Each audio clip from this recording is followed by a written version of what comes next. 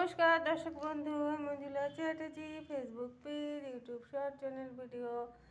তো আজকে আমি মধু দিয়ে কেক বানাবো।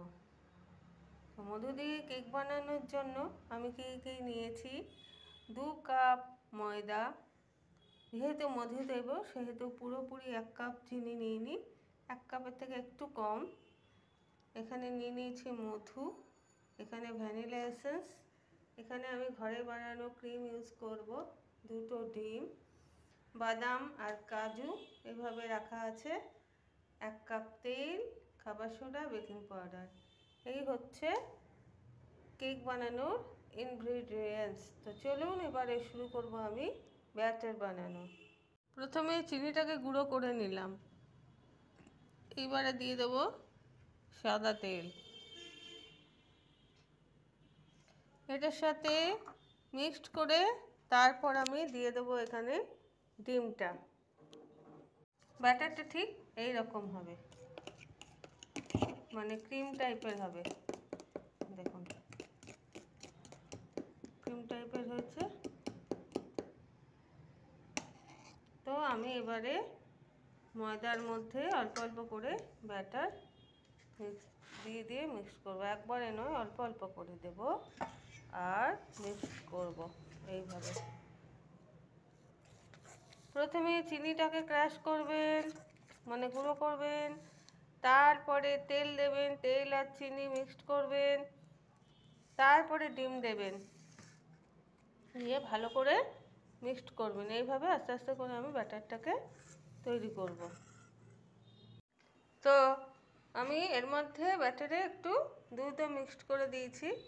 এই দেখুন ব্যাটারটা ঠিক এরকম আসবে, এরকম। তো এবারে আমি এখানে মধু অ্যাড করব।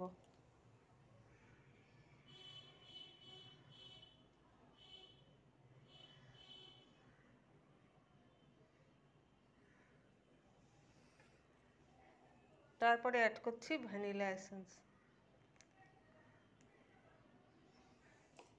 এটাকে মিক্স করব। আর এই বাটির মধ্যে আমি তেল ব্রাশ করে রেখে দিয়েছি। কেকের মেন ম্যাজিক হচ্ছে এখানে, এটা হচ্ছে বেকিং পাউডার, এটা হচ্ছে বেকিং সোডা। বেকিং পাউডার যদি আপনি 1 চামচে দেবেন, তো বেকিং সোডা 1/2 চামচে দেবেন। বেকিং পাউডার যদি 2 চামচে দেবেন, বেকিং খাবার সোডা 1 চামচে। এই যে দিলাম, এইটাই হচ্ছে মেন। কেক ফুলতে চায় না, এটা দিয়ে দিলাম বেকিং সোডা 2 চামচ দিলাম, তাহলে বেকিং পাউডার 2 চামচ দিলাম, তাহলে বেকিং সোডা 1 চামচে।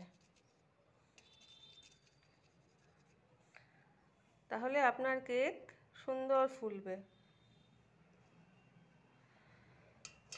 এটাকে দিয়ে কিন্তু রাখা যাবে না, একটু গুলে কিন্তু দিয়ে দিতে হবে। ওপর থেকে আমি গার্নিশিংয়ের জন্য বাদাম, কাজু এবং মধু ছড়িয়ে দিয়েছি। এবারে আমি কড়াই প্রিহিট করে নিয়েছি, আমি এবারে বসিয়ে দিলাম। মোটামুটি 30 মিনিট পর আমি এটা চেক করব। এবারে আমি ঢাকা দিয়ে দিয়েছি।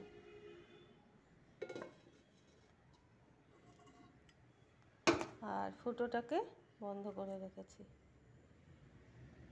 মধু দেওয়া কেক আমার তৈরি হয়ে গেছে। এটাকে আমি একটু ঠান্ডা হলে বার করব। কেকটা যদি প্রপার তৈরি হয় না, তাহলে পরে আপনি কিছু দিন আর না দিন, এই দেখুন কেকটাকে আমি এখন বার করব, এমনিই বেরিয়ে আসবে। আমি দেখুন এর ভেতরে কিন্তু কোনো কাগজ আমি কিচ্ছু দিইনি। দেখুন ভেতরে কিন্তু কোনো কাগজ নেই এখানে। আর কেকটা দেখুন কত